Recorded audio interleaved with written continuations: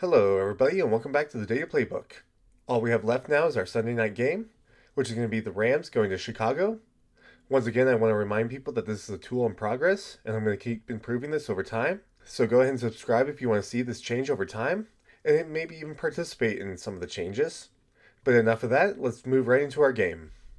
Moving into our Sunday night game, we have LA going to Chicago, where Los Angeles is favored on the money line with a spread of 3.5 and a total line of 48.5.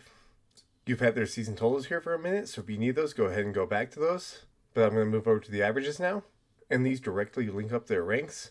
So with LA, you have a scoring rank of 1, a passing rank of 2, and a rushing rank of 7. Defensively, you have an allowed scoring rank of 10, allowed passing rank of 21, and an allowed rushing rank of 12. For the Bears, offensively, you have a scoring rank of 9, a passing rank of 8, and a rushing rank of 3. And then defensively, you have an allowed scoring rank of 23, allowed passing rank of 24, and an allowed rushing rank of 28. For your individual player data, you have Matthew Stafford as quarterback for the Rams. And then once again, just going through this, you have your defensive players here, starting with the best pass defense, the best tackler, and the player with the most sacks. Moving over to Stafford's averages if you need those. And for his turnovers, you have 9 interceptions and 2 fumbles lost due to sacks, as well as 1 rushing fumble. For his rushing share, you have about 6.7% of the rushing carry share, and it's very minuscule here, probably less than 0.5% of the rushing yard share. So once in a while, Stafford likes to run the ball, but he gets no yards when he does. On the other side of the ball, you have Caleb Williams as your quarterback. Once again, switching over to the averages. And you have your defensive information here if you need it. But otherwise, for his turnovers, you have Williams with 9 interceptions this season and 1 fumble lost due to sacks. For his rushing share, he gets about 16.4% of the rushing carry share and 17.1% of the rushing yard share. And then moving into your running backs, on the Rams, you have Kyren Williams.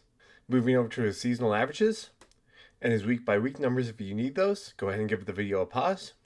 And for his turnovers, he has 2 rushing fumbles this season.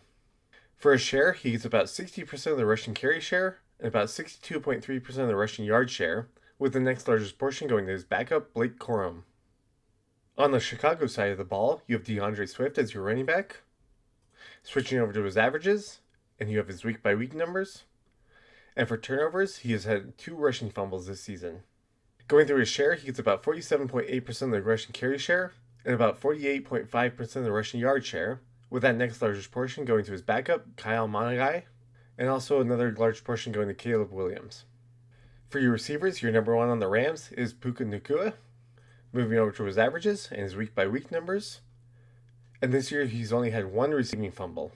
In terms of his share, he gets about 31.1% of the target share and about 38.3% of the receiving yard share, which is the largest portion of by far of anybody else on the team, making him the most productive receiver on LA. On the Chicago side of the ball, you have Romo Duns as your number 1 receiver. Here is his averages, and he's missed a few weeks, but here's his week-by-week information. And with no turnovers, we'll go right to the charts, where you have him at about 17.4% of the target share and about 16.8% of the receiving yard share. For your number 2 receiver, you have Devontae Adams on the Rams. Again, moving to his averages. And with no turnovers, I'll go right to the charts. We have Devontae Adams at 21.5% of the target share and 18% of the receiving yard share, making him the second most productive receiver on LA. On the Bears, your number 2 receiver is DJ Moore. Moving over to the seasonal averages. And with no turnovers, I'll go right to the charts. We have Moore at 16.6% of the target share and 17.8% of the receiving yard share, making him the 3rd most targeted receiver and giving him the 2nd most receiving yards on the team. For the tight ends on LA, you have Colby Parkinson. Moving over to his seasonal averages, and he has 1 receiving fumble this season. For his share, he gets about 10% of the targets and about 9.3% of the receiving yards on the team. On Chicago, you have Colston Loveland with his averages and no turnovers. So once again, we'll go right to the charts, where you have him at about 17.6% of the target share and 20.3% of the receiving yard share, making him the most productive receiver in Chicago. So that wraps up all your data for this game. Comparing just the numbers, you have a really high-powered offense here in LA going against a pretty poor defense in Chicago. However, you do have a pretty good offense in Chicago going against a little bit below average defense in LA. More specifically, you have the best team in the league at scoring, going against an allowed scoring rate of 23. And you have an allowed scoring rate of 10 in LA, going against a scoring rate of 9. You also have a rushing rate of 3 in Chicago going against an allowed rushing rate of 12, and a passing rate of 8 going against an allowed rushing rate of 21. However, your passing rate of 2 in LA going against an allowed passing rate of 24, and a rushing rate of 7 in LA going against an allowed rushing rate of 28 in Chicago. So in the end, I think the discrepancy in those numbers favor LA, especially because the offense in LA is much better than the defense in Chicago versus the offense in Chicago versus the defense in LA. So, in the end, I think LA takes this game, even though it's in Chicago, but we'll just have to see how it turns out.